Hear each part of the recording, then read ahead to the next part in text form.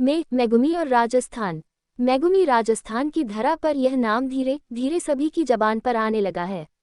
आखिर क्यों? ऐसा क्या है मेगुमी में? जानने वाले के लिए बहुत कुछ, ना जानने वाले के लिए विदेशी बाला, और जो इनसे रूबरू हुए उनके लिए आश्चर्य। क्योंकि एक जापानी लड़की है मेगुमी। आप इसे गलती से गूगल पर नहीं खोजे, वहां आपको मेगुमी नाम से मेगुमी याकोटा नाम की लड़की मिलेगी जिसकी कहानी बड़ी दर्दनाक है।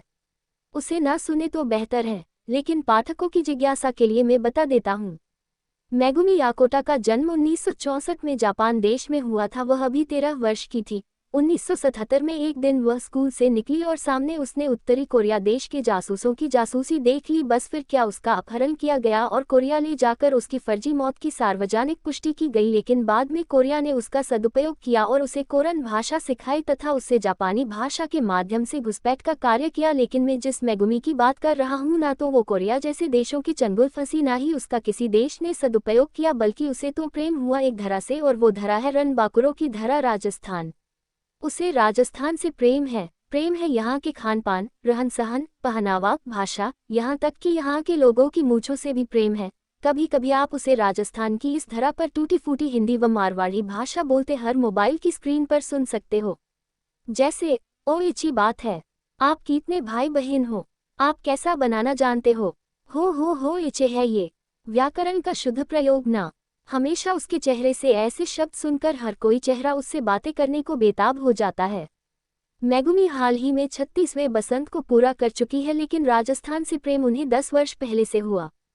क्योंकि राजस्थान ने वर्ष 1979 ईस्वी से यूनुस खान समिति की सिफारिश पर पर्यटन को उद्योग का दर्जा जो दे रखा है, तो उसी आधार पर राजस्थान में घूमने के लिए 10 पर्यटक सर्किट बना रखे हैं और हर क्षेत्र व जिले में एक एक अलग महोत्सव मनाने की परंपरा को जन्म दिया, जैसे ब्रज महोत्सव, मत्स्य महोत्सव, ऊंट महोत्सव, मरु महोत्सव, बैलून महोत्सव, पतंग महोत्सव आदि। ये राजस्थान के पर्यटन की निराली छटा है।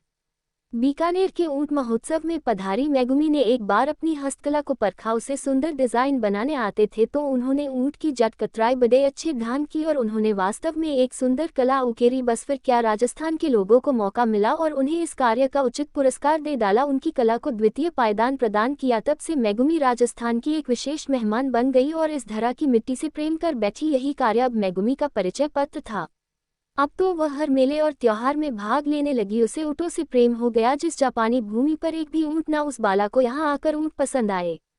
राजस्थान में पशु मेलों का सिरमौर जिला नागौर है। वह बीकानेर से नागौर पहुंची, वहां के ऊँट पालकों के साथ बैठकर ऊँट की विभिन्न नस्लों के बारे में जानने लगी, जिनमें गोमट, नागौरी, नाचना, मेवड़ी आदि है। वर्ष 2024 में मेगुमी ने ठान लिए कि मुझे इस वर्ष संपूर्ण राजस्थान में घूमना है और जनवरी से अप्रैल तक का विशेष वीजा लेकर आ पहुंची अपनी मनपसंद धरा पर।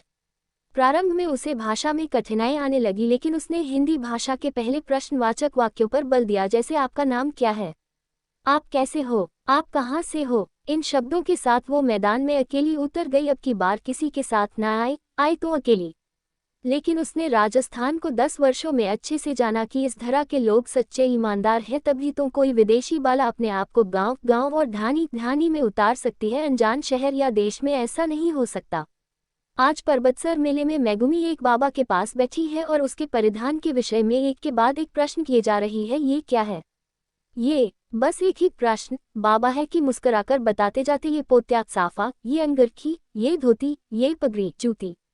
मेगुमी है कि रुकने का नाम ही नहीं ले रही। ओ अच्छा, ऐसा है। हर प्रश्न के उत्तर के बाद यही जवाब। बाबा पूछते, आपके जापान में नहीं ऐसा पोशाक? मेगुमी मना कर देती, हमारे जापान में ऐसा नहीं है। मेगुमी शुरुआती दिनों में होटल में ठहरी, लेकिन अब तो वो मेले वाले स्थान पर ही अपना टेंट लगा रहने लगी। वो नज़दीक से इस जीवन को देखना चाहती है। ऊंट पालक जाति के व्यक्ति भी मेले में ऊंट बेचने आते तो अपने साथ 4-5 दिन का राशन साथ लेकर आते थे।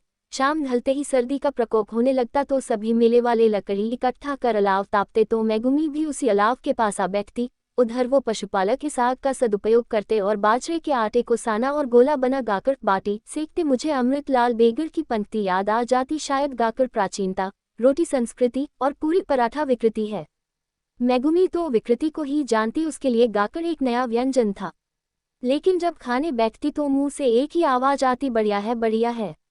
पश्चिमी राजस्थान में विदेशी दौरे करने वाले व्यक्तियों में 2 व्यक्तियों का नाम बड़ा चर्चित है। एक है बंशी विश्नोई तो दूसरा है शैतान सिंह देवासी। दोनों का कार्य एक सा विदेशी संस्कृति से राजस्थान के लोगों को रूबरू कराना, लेकिन है दोनों में बड़ा अंतर। जहां बंशी बिश्नोई विदेशों की गली गली आमजन के बीच भटकते दिखेंगे, वहीं शैतान सिंह ऊंची ऊंची होटलों और रेस्टोरेंट व मॉलों में अपने कैमरे के साथ नजर आएंगे।